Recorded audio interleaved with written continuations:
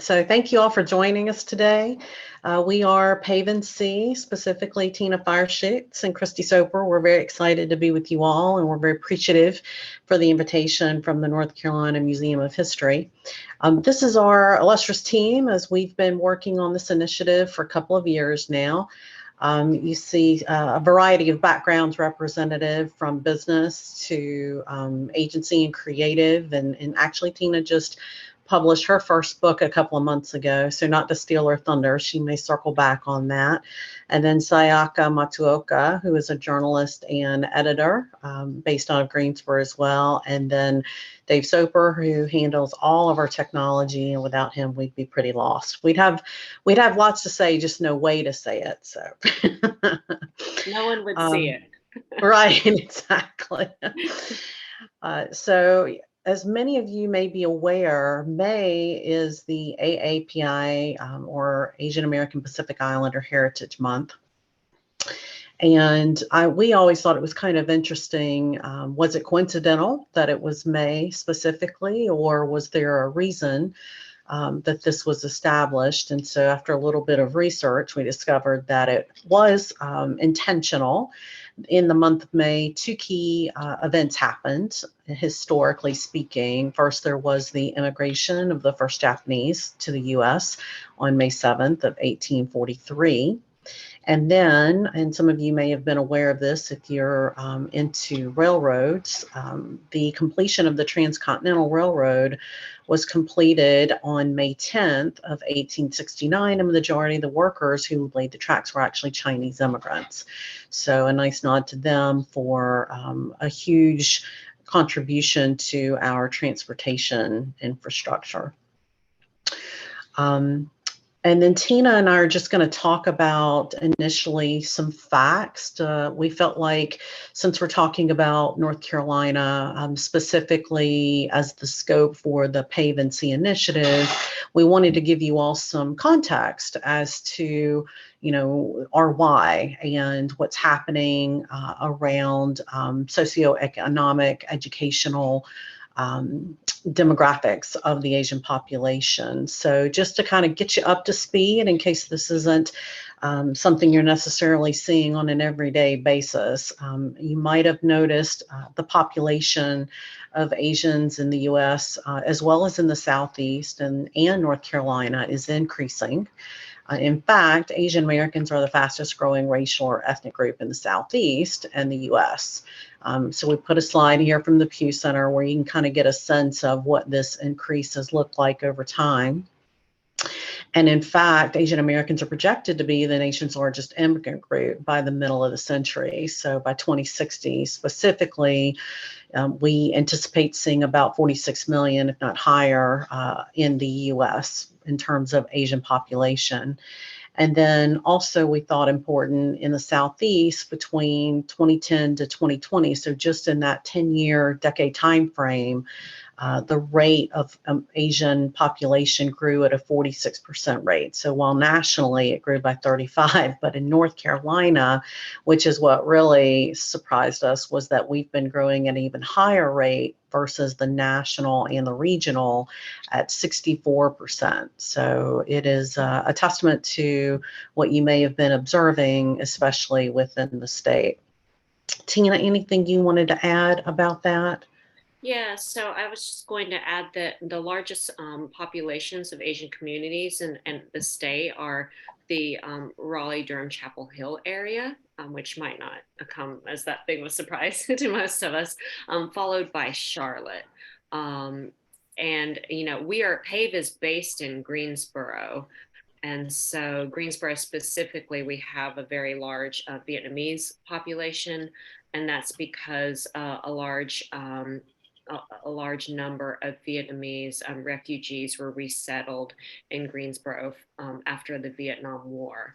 So there's a very, very strong and well-established Vietnamese population in Greensboro for that reason.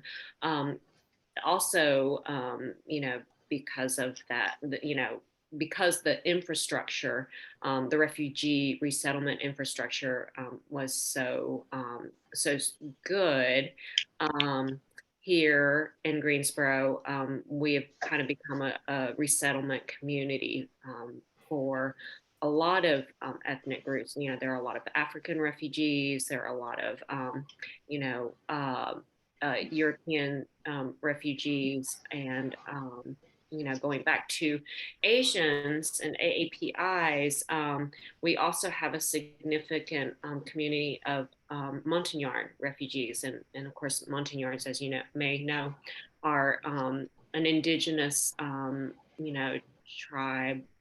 There are multiple tribes actually, but they're indigenous people of Vietnam from the mountains, and they were instrumental in helping the Americans during the Vietnam War, and so they were many of them have resettled here in the U.S. Now, in the farther west in our state, closer to the mountains and the Hickory area, there is I believe, the largest in the country community of Hmong, and they are an indigenous, you know, tribe from Vietnam as well, and they resettled there because the terrain and the climate is very similar to what they, you know, are used to in Vietnam. That's it. So a little bit of additional information to give you more context. We thought this was a real testament to some of what we cover in our storytelling initiative through PAVE NC. And so to kind of give you some relevance around it for us specifically, when we think about education and economic means for Asians in the area, in the Southeast, factually speaking, 60% of the AAPIs between the ages of 25 and 64 are actually holding a bachelor's degree or higher. And that in comparison to the other racial ethnic groups, so you have 35% of Caucasian, 24% of Hispanic, and 22% of Black people are holding bachelor's or higher. So to some people, you know, that some people make assumptions that Asians are educated, have that higher level of education specifically from a degree background perspective. And it kind of sometimes can contribute to a little bit of mythology that, well, the Asian population here in the U.S. Has a hand up, or, you know, they don't need resources or assistance, or should be considered for certain needs-based programs.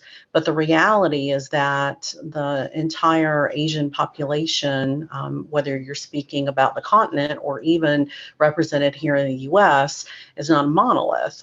And so what you really see in that second bullet is that among the AAPI ethnic groups, the bachelor's degrees held, either a bachelor or higher, changes dramatically depending on country of origin. So ranging from 82% of the Taiwanese holding that bachelor's degree or higher, just to 18, or rather 16% for Laotian. So it really demonstrates, when you peel back another onion layer, that the reality is that there's a wide spectrum of educational attainment, even within the Asian community, for a variety of reasons. And we like to think the storytelling that we're providing through the initiative, through PAVE, helps explain some of that.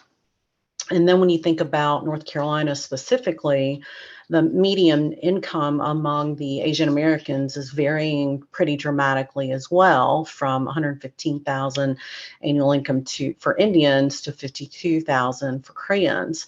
And then if you think about poverty in particular, that too really runs a wide range for AAPI groups in the state, from just 2% among the Japanese and in Pakistani populations to over 14% among the Vietnamese. And to Tina's point previously here, talking about some of the refugee resettlement, the Japanese have been in country generally much longer as a population, albeit more settled in the western part of the country than perhaps in North Carolina, but it does contribute to generationally educational attainment and therefore socioeconomic advantage being a little more established in some groups. But there's a lot of conditions that come into play as you think about the widespread. But I think the key here, particularly on this slide, is just to sort of broaden knowledge around the lack of monolithic existence in the Asian community, even within the US, and really thinking about countries of origin and even communities and regions of origin and how that can be factored in. Tina, anything else to add for that? Yeah, I was going to use a story that we just published as an example, to speak to this. So last week we released a feature about an MMA fighter, a mixed martial arts fighter, who just opened up his own gym in Asheboro, and he is Montagnard. He immigrated here when he was a boy with his family. Montagnards are persecuted in Vietnam. So his father, when he was 8 years old, woke him up in the middle of the night, and he and his father were the first in their family to travel more than a week across the jungles into the refugee camps in a neighboring country. And along the way it was horrific. People died. There were wild animals, and it was very scary. His father left him at 8 years old in the refugee camp so that he could go back to get the rest of the family. So Theo, this young man's name, Theo, talks about that journey, as well as what it was like to come to the U.S. not knowing how to speak the language. His parents didn't know how to speak the language. They were resettled in a community here in Greensboro, where a lot of new arrivals are settled. Are resettled, and very modest apartments, and there weren't a lot of opportunities. As a kid, he loved soccer. He was, showed an aptitude for sports early on, and he really loved soccer. But his family couldn't afford the fees that were entailed in him being able to play competitively and to travel, and so he was unable to pursue that. And instead he found wrestling, because that wasn't as expensive a sport to pursue. So that's kind of how a small example of how that plays out.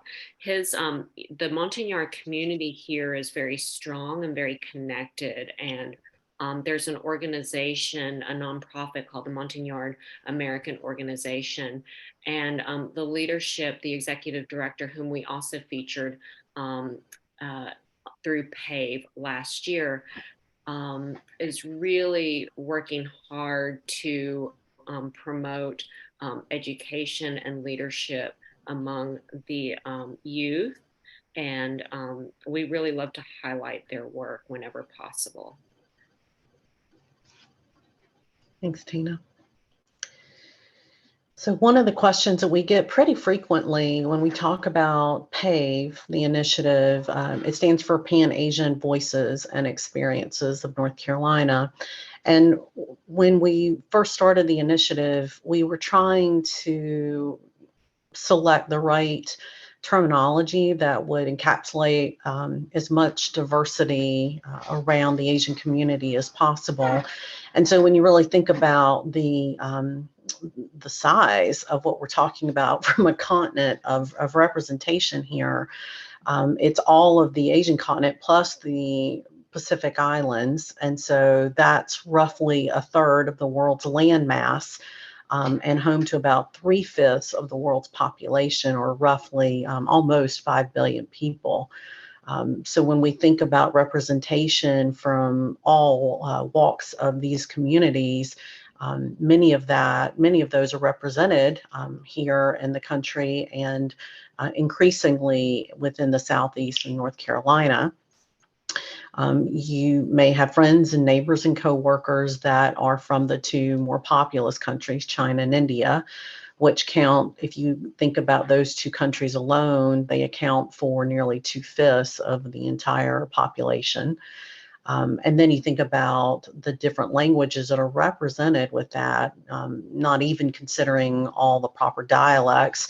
You're looking at about 2,300 different languages. And so a number of these new arrival and new intake centers that are working across the state to welcome and resettle our refugee population, are constantly looking for volunteers, people who can speak a variety of languages, because language, as you can imagine, is such a critical factor in helping people get comfortable and get connected and kind of get their footing as they're getting started here. And so it's been tremendously helpful to learn more about all of the different representation in the state as we've interviewed different folks. We've taken a lot of initiative around wanting to outreach and develop relationships with people who represent as much background as possible. All of our stories are of people who volunteer to tell their stories. So everything is done all 100% volunteer, be it the stories who are being written about, the interviewees, if you will, as well as everyone who is doing professional photography, who is doing the writing of all the journalistic effort, and all of the videography, as well as the website and all the social. So it's a 100% volunteer effort from A to Z in terms of what we're doing within PAVE. So to just sort of formally introduce PAVE, I debated whether this long definition should be here, but I do think it roots itself into giving you some insight as to how we got started and why. We didn't set out to necessarily pursue any type of partisan or political initiative. This was really begun in March of 2021 when Asian hate and anti-Asian sentiment was really on the uptick. And we'll talk about a little that in a little more detail shortly.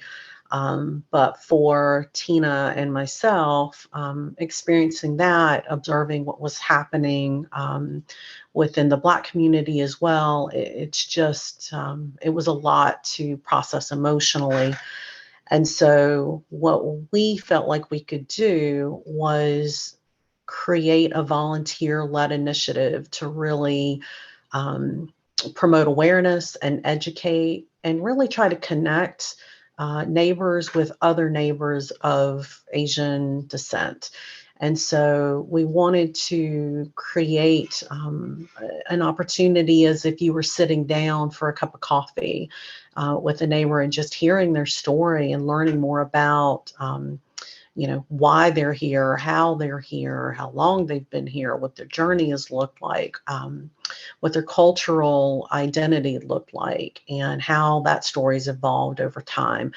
And so what you see when you visit pavenc.org is really us interviewing and in a very unedited fashion, just letting people introduce themselves and share more about their journeys. And so that's really the beauty of what's being created on the side. Is the platform itself is connecting and collaboration and really just trying to also create support among the Asian population within the state.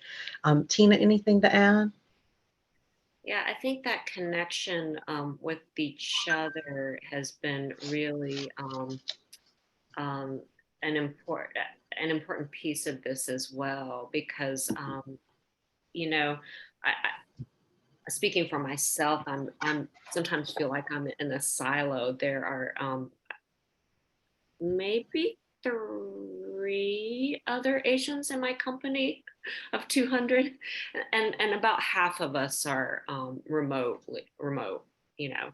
Um, but Yes, I think there are three other Asians. And so most of the day, I don't really interact with them because they're in different, parts of the company. And that has pretty much been the story of my career, is that I'm usually the only one or one of two. And even when I'm out in the community, it's often rare if I encounter another Asian American. And so we have also heard from other AAPIs that just, the opportunity um, to connect with each other and and get to know each other and build relationships and community has been really much needed and doesn't happen enough, unfortunately. So, in having these same conversations, Tina and I began the initiative and really were processing. In particular, there was an incident you may recall in Atlanta where there were a number of Asian women who were attacked and did not survive. And it was, for me personally, a family, Korean family there in Atlanta. Um, and it was a very tense few hours, and checking in with family, and then also processing the fact that two of the women who were murdered were Korean descent as well, and were about my age, and two of them also had sons that are about my son's age. So it was like I said, just a really challenging time, and a lot of us were trying to figure out how to process all of this. And then when the data really started sort of coming out around what was going on, um, I think this is just sort of a footnote to the storytelling as you read some of the stories, sort of keeping in mind what's happening across the country, and our even in our back doors in our communities. And as many of the people are telling stories, there's been a variety of experience with the anti-Asian sentiment where some have been touched by it directly, and or indirectly through family members and friends, or extended contacts. And so it could be microaggressions, which are comments and or gestures, looks. It really runs the gamut. And or it could be discrimination, it can harassment, it can take many, many, many forms in terms of the activities themselves. But to give you some context, granted, these numbers are all featuring larger cities in the US, but keep in mind, this is happening throughout the country, and it is typical, I would say, and Tina, keep me honest there, within certain Asian communities to culturally kind of keep your head down and, not stir up any trouble, and therefore, at times not reporting incidences, or things that are happening. And so I believe the numbers are low, quite frankly, because of that. But just to give you some of the data here, if we talk about hate crimes increased 339, so really 340% in 2021 compared to the year prior. And that's happening in a number of these larger cities.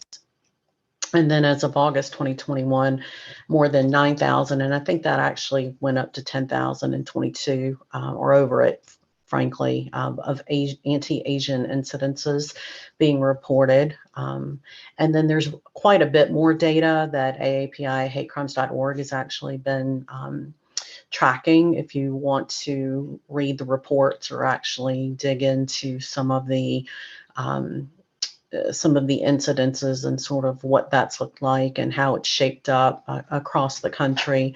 I think it's important to have this information just so you sort of understand, as people come forward and they volunteer to tell their story. Quite frankly, it takes a lot of bravery and boldness sort of put your hand in the air and say, let me just share with you, my thoughts, my background, how I got here, and what I'm proud of, what I'm thriving in, and sometimes what I'm still struggling with.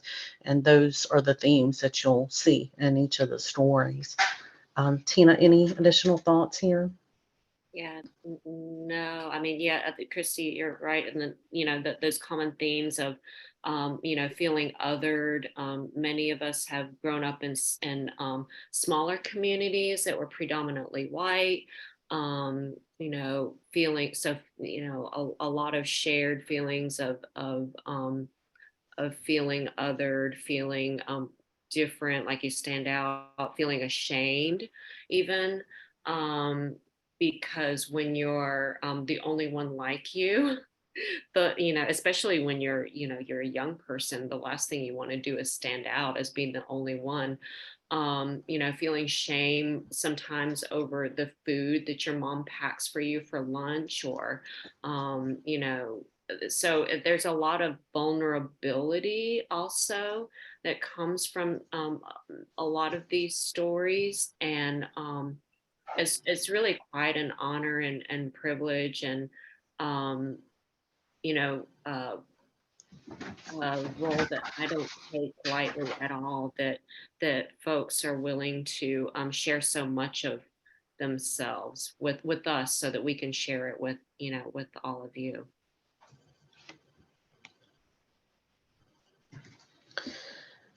So to give you all of the data and context, let us tell you a little bit about why the storytelling, and what you see here is a gorgeous collage of many of the folks that we've introduced.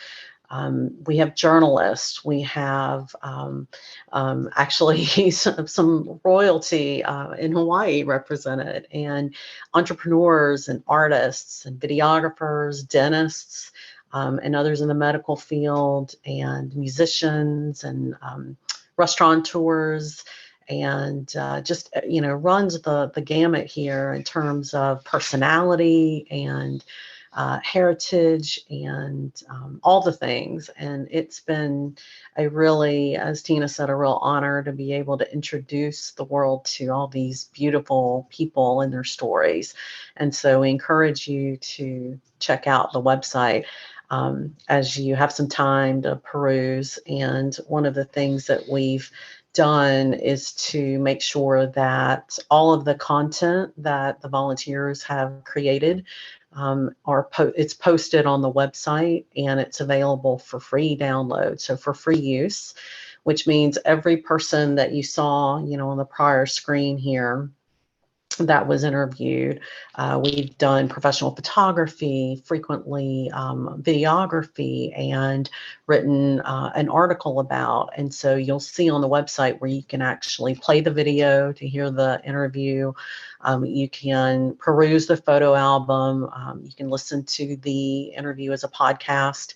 And you can download any of that content. We just ask, and you'll see that as a checkbox, that you agree to honor the artists who have put together the information by citing them, and that you're using the content to promote awareness for the AAPI community.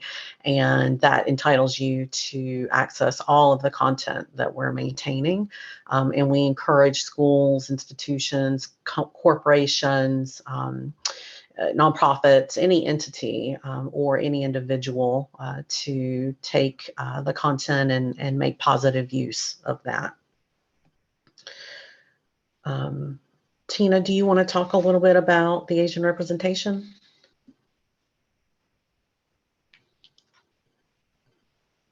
Sorry, I forgot I had muted myself. This slide always gets me because I can remember back in the day when there were hardly any movies with Asian actors or actresses, other than like the one guy on 16 Candles, the one nerdy guy, 16 Candles.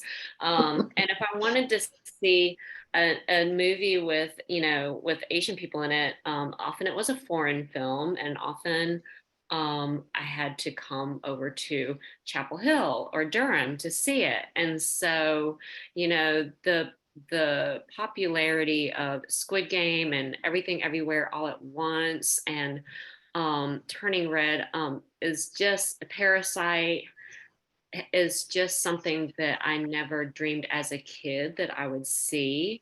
And so, I mean, how I can't even count the number of K dramas that are available on Netflix now. Um, so these are a great way to kind of get insight into the culture a little bit. Uh, the other one that we don't have here is The Farewell, which was really nice, really well done with Aquafina about an American woman and the relationship that she has with her grandmother.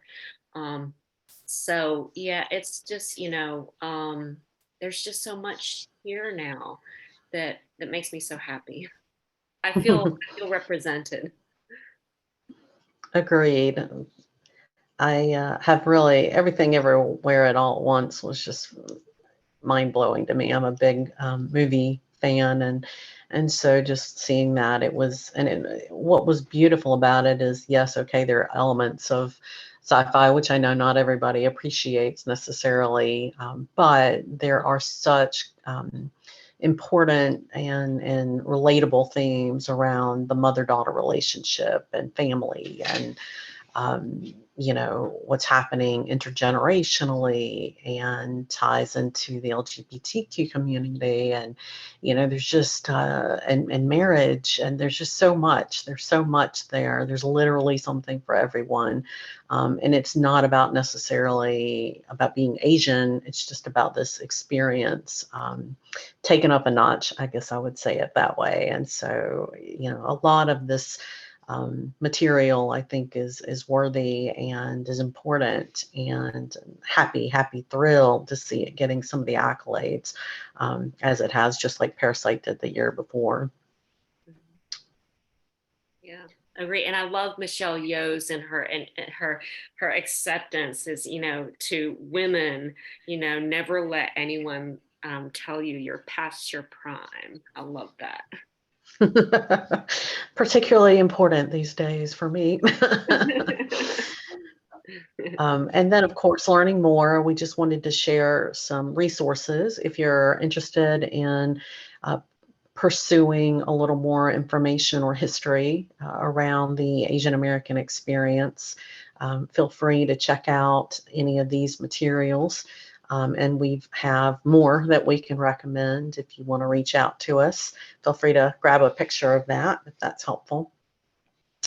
And then, Tina, you want to talk about what's coming up for PAVE? Yes, so we are releasing new story every week this month, and so I know this month is almost ready to wrap up, but we have one that we posted live today actually, Sangeetha Shivaji, um, who is a I haven't had a chance to read her story. I did not do her story, so I haven't had a chance to check it out yet. But I've known her for a minute, and she works at UNCG, and she has been in the community for a real long time, in the Greensboro community for a real long time. So I'm Hmm. excited about checking that out. Um, Yeah, yeah. She's a researcher there at UNCG, and her story is so complex. She talks about how well traveled she is, and yet she doesn't remember any of it because she was quite young. And she talks about the journey of her parents as they were navigating educationally across countries and continents, as well as a visit she and her mother took back to her family's home country when war broke out, and how her experience during war as a child, getting stuck there for several months, impacted her. And so it's an incredible story. Everything that we write is relatively brief because we know everyone is very busy, but It's just the stories are profound, and we really encourage you to check those out as well. Yes. And then we have a social coming up. So we've had a couple of events this month. We had an AAPI storytelling event a couple of weeks ago at Scuppernong Books in Greensboro. And then our second event is a social for AAPIs and allies too. And it is going to be Sunday, June 4th from 2 to 5 at Potent Potables. It's a craft beer and wine shop in Jamestown, which is a little bedroom community between Greensboro and High Point. It's an AAPI owned business, and this is our second year with Steve at Potent Potables. And we're really excited to have a couple of fairly new food truck operators for the area, the Southern Walk. He is Chinese and American, and he and his wife make dumplings, and they are amazing. They are so good. They usually sell out within a half hour of him arriving anywhere. And they're done with a little bit of a Southern twist because he is also from the South. So you can see both sides of his culture showing up in those dumplings. And then Kuya Bear, he is a Filipino American who just started kind of doing this as a little side hustle. He's an educator as well out of Winston-Salem. He's a middle school educator, and he does this on the side. So we're really excited to be debuting these new food truck operators. And we just had a sort of a late addition to, if you're familiar with the Korean Festival in Greensboro, that was really run by a number of the Korean churches in the area. I believe there's 9 in Greensboro total. And so at least one of the churches represented will be bringing food that they're making as well. So we're definitely food centric in our socials. So definitely come out and check us out and come and meet some of the community and bring friends, bring family, all are welcome. All right. And of course, if you're interested in supporting our initiative, please consider a donation. You can make the donation at our website at pavenc.org, and then go to the support page there. Please check out the stories. We think they are just beautiful insights into your neighbors across the state. And then, of course, if you follow us on Facebook and Instagram at Pan Asian Voices, you'll know each time we drop a new story, as well as we give updates on some of our interviewees as they have been taking on new endeavors and growing in their careers and hobbies and notable things. And so we appreciate the support if you follow us as well. And we also just want to thank the North Carolina Museum of History for inviting us to participate and allowing us to join all of you. And we are happy to take any questions or hear comments and feedback or anything you'd like to share. All right.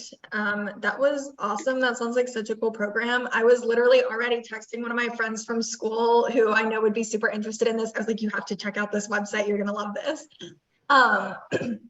So I really enjoyed listening to that. And I'm sure a lot of people on the webinar did as well. So I've collected some of the questions that people have asked, so I can go ahead and start asking those to you guys. So one person was curious about how many volunteers you have working for your organization and the different things that those volunteers would be doing. We would welcome any volunteers. This is a very, very small operation. It's a 4-person operation. So, and in fact, we go so hard in, from April through May that, by this time summer rolls around, we're a bit exhausted because we're also juggling, full-time jobs and families and all of that. So we tend to kind of take a bit of a break after AAPI month. But we would love to have, anyone who would like to be involved, reach out to us. Our intent is to release a new feature every month, and to also expand our storytelling statewide. It's just been challenging at times to be able to meet that goal because again we're juggling many things, and last year I also wrote a book, so it's a lot that our small staff does, our small volunteer staff. So yeah, please reach out to us directly through PAVE or on our socials if you have any interests, any special skills you'd like to lend. Awesome. Okay. Someone else was wondering if there were any places or historical sites in North Carolina that are connected to AAPI history, and stories that you would recommend visiting. Oh, that's a great one. I think we work in such a virtual environment, we actually forget sometimes about those physical places. Yes. I think I'm not sure if it's still there. I know the Greensboro History Museum actually did have an AA exhibit at one point. And forgive me, I'm actually going to be there in July, but I can't remember right off the top of my head if it's still there. And I know that a number of the bookstores and I believe the libraries, places where you would get great reading material, a number of them are actually featuring content that would be encouraged and available through the Heritage Month this month and hopefully beyond. So I know for Tina, I think then there's, of course, a number of restaurants and places that, people would go and to try different food, as well as learn a little bit more about some of the cultural aspects. In terms of historic places, I don't think anything's leaping to mind in North Carolina. How about for you, Tina? Yeah, I'm sorry, I was looking at my phone because there is an exhibit now. So there's a group called the Southeast Asian Resource Association, and they were involved with an AAPI Journey of Hope exhibit at the Charlotte Museum of History. And I think that exhibit is going on now, and 23 with 23 countries represented. So again, that's the AAPI Journey of Hope exhibit at the Charlotte Museum of History. And the organization that posted about it was the Southeast Asian Resource Association. I think there might be an exhibit or a marker. I don't know if you guys have heard of the Chinese Siamese twins, Chang and Eng, who came to I think the Mount Airy area, 19th century. It's a real long time ago. One of their descendants is actually works at the Mount Airy Visitors Center, I think, and they have a gathering there every year. But they were, conjoined twins who left China and ended up in North Carolina, and of course they became very famous as kind of the sideshow, entertainment kind of thing.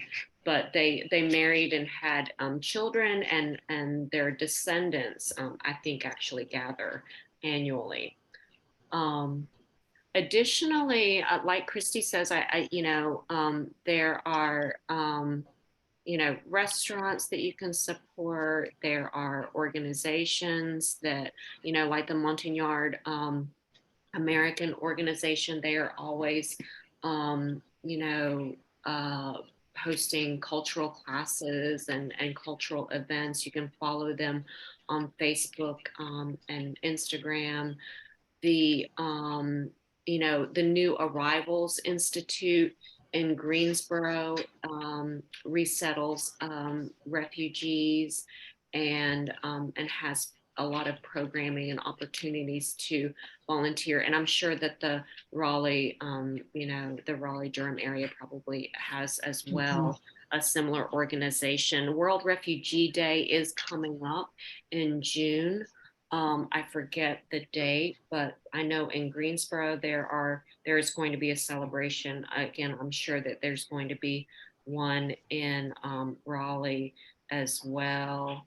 Um, and then I think I saw, June 20th is World Refugee Day.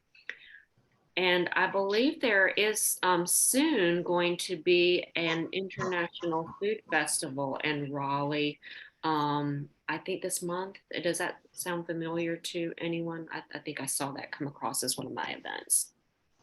That may be the case. There's also, if you get to DC, the Smithsonian has an Asian Pacific heritage.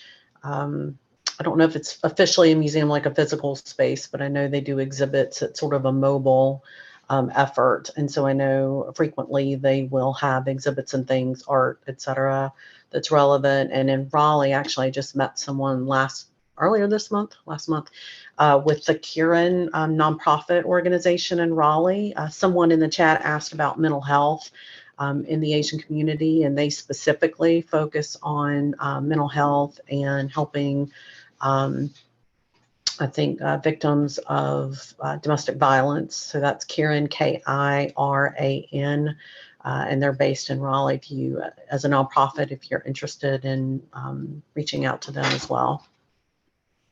Also, to add to that that question from the counselor in the chat, we actually featured last year Christian Chan. So if you go on our site and you look for his story, he is a professor, I believe, at UNCG, and his specialty is mental health, trauma and mental health, and AAPIs. And he would be a wonderful resource, I believe. His name is Christian Chan. And there is, we mentioned earlier, the Montagnard American Association, their executive director. I think she just got her master's in social work, and she's one of our interviewees, Leanna Edjong. And so you can look up her story as well. And we're happy to connect you with her if you're interested in learning more from her. Okay, great. Okay, so you've also answered the mental health question. So that's everything in the chat. So feel free to send out more questions, guys, and we'd be happy to answer. In the meantime, while we see if anyone else has any questions, I have some of my own that I was interested in hearing about. One thing I was wondering is this PAVE in C program is relatively new. So what are some of the successes you guys have seen so far? And what were some of the challenges that you faced in getting it up and running? I think the very first hurdle was when when Tina and I had our very first conversation, that we connected. We were sort of sensing how the other was thinking and processing and feeling. And that happened just completely coincidentally 1 week to the day before the Atlanta attacks happened. And after that happened, we went from, hey, this is something we could do, to no, this is happening. We are going to do this. And that was the last week of March. And we knew the Heritage Month of May, starting May 1, just felt like the right time to launch it. And so it meant we basically had 5 weeks to stand up the entire initiative, find interviewees, write the interviews, get photographers to volunteer, get the videography shot and edited, basically stand up an entire initiative in 5 weeks, soup to nuts. with 100% volunteers. So that was definitely our first big accomplishment to have stories in the can and ready to go for the first week of May in that very, very short time frame. I think what's been interesting, as quite frankly, the byproduct when we first started the initiative, we really thought it was an outreach initiative and education and awareness to help our allies create familiarity with some of the communities represented. And then a beautiful byproduct out of that was that we were also connecting within the communities. And, I've learned so much more about other cultures and have met other people who are multiracial like myself. And, I met the first man. I've never met another man who was biologically half Korean and half white like me, and who was relatively close to my age and grew up in North Carolina. And just hearing his story, he and his wife were actually one of the very first people we ever interviewed. And so just hearing his story and meeting other people and learning, how much we do have in common, and quite frankly, how excited we get to all be in a room together sometimes, because you just, like Tina said, you don't see that or experience that very frequently. So we literally, when we're having a social, it's an awe moment. It's really, it's something that resonates on a very, heart-based level. When you look around a room and you see back, faces that sort of look like you, or you feel like you've got some community around you. And I'm remiss in saying that if obviously the AAPI community includes our friends in Hawaii. And so if you have the opportunity to go, there is an immense amount of history and culture to be gleaned. And I mentioned early on, one of our interviewees has royal family ties back to King Kamehameha. And so you can read about his story on PAVE as well. And then he shares quite a bit of like the family crest and some pictures from the family. So I felt bad. I didn't think of that immediately when we got the question, but I think reading some of that and learning more about Hawaii's history, and it's interesting past and connection to the mainland is important and something we should all be studying closely. So hopefully that was helpful in answer to your question, Hannah. Yeah, that sounds really special. Last call if anyone want to send some questions in. We still have a little bit more time left. I was also curious about how stereotypes have played into a lot of the AAPI hate that's going on right now, and how that's sort of exacerbated some of it. In that sense, if you know anything about this. Tina and I both have, our stories are shared out there. There's a lot we can sort of relay through each of our unique lens. And I think for me, so I'll just tell it through my personal lens. When the attacks have been ramping in the Asian population within the U.S., and the Atlanta incident happened in particular, just having family in the area, an aunt, a cousin, and extended family there. And then my mother, who lives in a small town in North Carolina, who is in her early 70s, and she's retired, and she has to have dialysis done 3 days a week. And so when she's not there, she's gardening or planting or cooking, all the things she loves. And when this attack was happening, and I'm reaching out to her and saying, first off, check on family. Second off, when you go to your appointments or you go to the grocery store, you've got to watch over your back. You've got to watch what's going on. You need to be paying attention to your surroundings. You need to be going out only during the day, and just having that conversation with my, cute little mama. I mean, it was tough. That was really, really tough. but real. I mean, and something that many people were having the same conversations around, the breakfast or the dinner tables with their loved ones.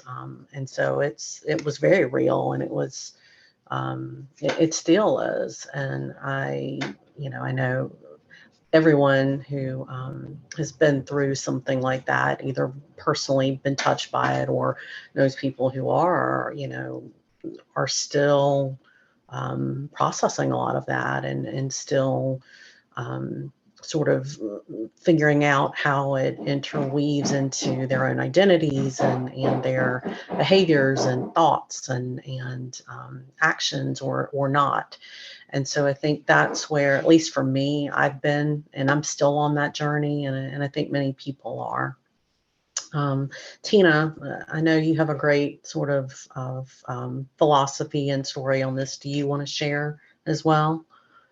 Yeah. So, I mean, stereotypes most definitely, perpetuated by media and movies, and, that touch, um, individuals, when you think about the fetishization of Asian women, and, the debate about Asian male masculinity, and how, Asian males have been portrayed in movies, through the 80s and 90s. Um, all of those stereotypes perpetuate an idea of what it is to be an Asian man or an Asian woman, and you combat that growing up, um, and it's hard not to be impacted. Even, I grew up in a very, very small town in rural Western North Carolina, and that cannot not shape you in some way. And so the stories that we share, I think, there's a little bit of all of that, and many of the stories that we share, and the stories, that I've heard through the years from others. I'm hopeful with more examples of more authentic examples, especially of what it looks like to be Asian American, Asian, um, being more available, in the mainstream now, that there is less of that baggage our next generation has to carry. That is my hope. Agreed. Thank you so much for entertaining my questions. I appreciate it. It was very interesting. Thanks for I did asking. Yeah, I did want to, before I forget, the person who commented in the chat about a program in Winston-Salem, I believe that was Deb. Please reach out to us. Outreach at PAVE. I see this outreach at PAVE. I'm gonna type it in right now. Okay, yes, please reach out to us directly so that we can have that conversation.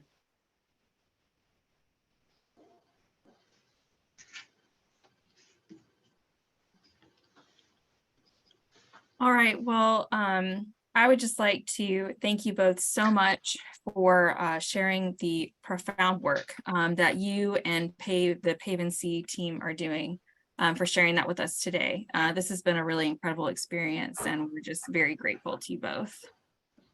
Thank you. Thanks so much for the opportunity. Truly, we're very appreciative. Yes, thank you. I'm sorry, go ahead. Sorry. And thank you guys so much for joining us today. We hope to see you at our next History at High Noon program, History in High Noon, 15 Hurricanes That Changed the Carolinas. That will be taking place on June 21st at noon. Thank you guys, and enjoy the rest of your day. Take care. Bye-bye. Thank you. Thanks, everyone. Thank you. Bye.